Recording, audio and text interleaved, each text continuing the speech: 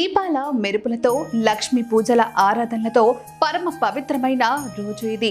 దుష్ట శక్తులను అజ్ఞాన చీకట్లను పారద్రోలి నరకాసుణ్ణి వధించి నరులందరి జీవితాల్లో వెలుగులు నింపుతూ చీకటిపై వెలుగు, చెడుపై మంచి విజయానికి ప్రతీక దీపావళి.